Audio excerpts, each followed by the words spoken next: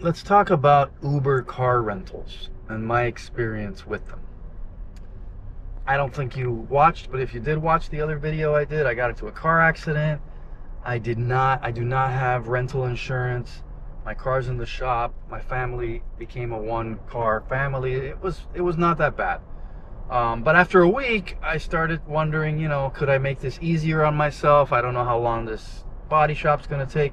And I use Uber, to get back and forth every once in a while. And I saw that they're promoting rentals. And I know that, it's kind of a pass through. I get it. They were advertising a rentals, as low as $9, $10 a day, which I thought was, wow, okay. So I hit the button, did the reservation, said, let's give this a try. I ended up with some kind of no-name company. I'll try to put I think it's called Right Cars or something like that. I don't remember. I don't want to put people on blast, but this was pretty bad.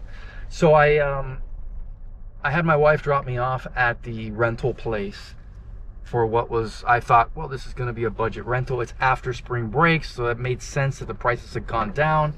It was, I think, $150 for 6 days or something like that, which is what apparently the body shop didn't happen. But that's what the body shop was predicting when I would get my car back, which was about 2 weeks, but I only had 6 days left. Long story short, so I went to this place, got in front of the person at the counter, and you've probably, I've rented quite a few cars. I know that you can get insurance from your credit card. I know that you can get insurance from your own car's insurance. So I knew that the next thing from the person at the counter was going to be like, okay, so we need to get your insurance because that price doesn't include anything. Okay, got it.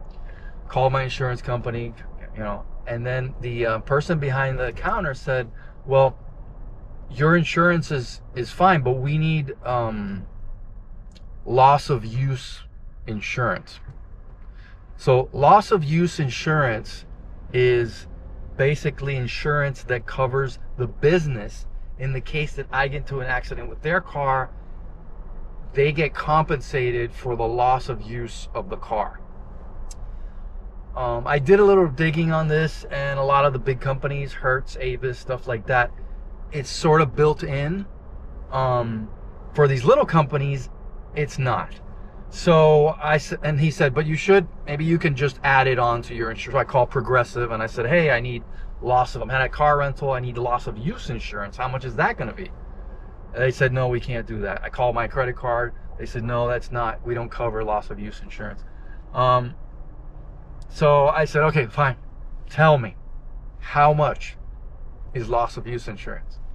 Remember, the car rental is $150. Loss of use insurance, $250.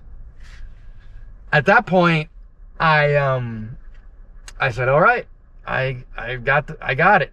I got the hook. People that are trying to get a deal, they end up not getting a deal. So I got it. I got the hook. Okay, so now cancel then. Oh, we can't. You're gonna have to call this number. Like, I'm sitting there calling the number. Nobody answers the voicemail. So why am I making this video? The only thing I could take away is stick with brands. Even at every level, just stick with brands. Go to Hertz, go to Avis. Forget these little car companies. They are literally, they're really, really bad. They're really bad. And I guess the same thing happens sort of with cheap airlines and whether you get luggage, luggage included, all that stuff. But I swear, it feels like people that are trying to get deals are simply met with more, just more cost, and it doesn't work. But so what happened? I had to fight. To get my money back. Like, it was hard because they have all this stuff written into their legal agreement. By the way, I pulled the legal agreement. I had a long chat with Uber for over the course of like 3 days. And I was back and forth. And eventually I started just saying, okay, well, let me see the agreement, right? That everybody checks off on when they don't. Well, the agreement doesn't specify loss of use insurance that you must have, that it doesn't include loss of. So I used that and I fought Uber, and maybe because I'm an Uber customer, you know, I use their app, whatever, they finally, eventually helped me fight the company, and get because I honored the agreement. I was there on time. I was not late, but because of something that they wanted to tack on, you know, they were trying to help, you know, have me give up my $150. Now, this is me in a city that I live, renting a car, and what did I do? I Ubered to work that day, and then we just used the one car for the rest of the week. It wasn't actually that bad. It was actually kind of fun to be, you know, with my wife for an extra hour in the morning. I'm not sure if she thought it was fun, but I enjoyed it. So yeah, basically, you know, it's a bad idea, but at least if you watch this video and you were thinking about it, you kind of understand the pitfalls. Knowledge is power, right? Understand that. What did I take away? I don't think that I would go with ever again, you know, with a small rental car company just to try to save a few bucks. But what I wanted to say was, imagine that you're on vacation and you do this. So now you're in a different city. You arrive to the car rental place with your luggage, and the guy on the counter tells you this. What do you do? I mean, you pay it, right? You just pay it because you're on vacation and you want to keep going. I had the luxury of saying I was in my own city. I was like, you know, an Uber to work from there would have been $15-20. So I'm like, okay, I'll just Uber to work, and then I'll fight the you know, getting my money back. But anyway, just a really, really bad experience. And it's kind of a cascading experience from the time I had that accident. If you watch that video, you saw I had to fight to get my deductible back, and to get, you know, the fact that I wasn't at fault in that accident. I have to fight that. So I had to fight for the car rental. And then, perhaps it's a different video, but you know what? I'm just going to tack it on here. I had to fight with the body shop because they did a fantastic job on the car, by the way. Not a problem. But they pushed the date back 2 full weeks. Probably a little more than 2 full weeks.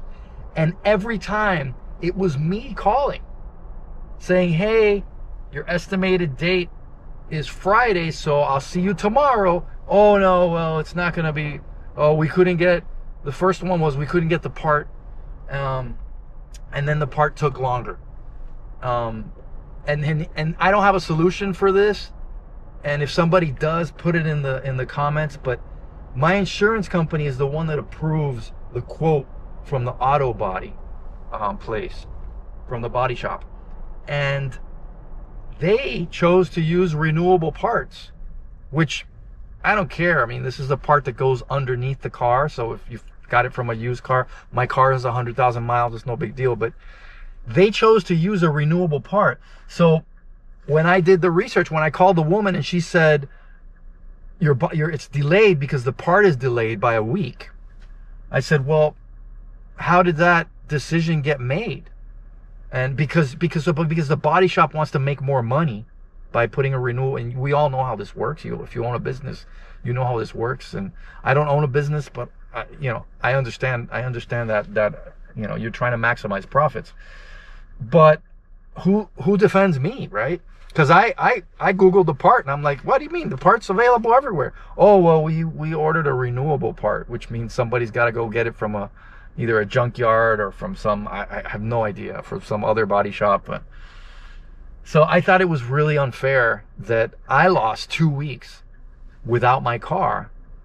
And every time I would call to say, hey, so you guys pushed the date, I'm gonna pick it up, and they would say, oh no, it's another few days. Oh no, it's another.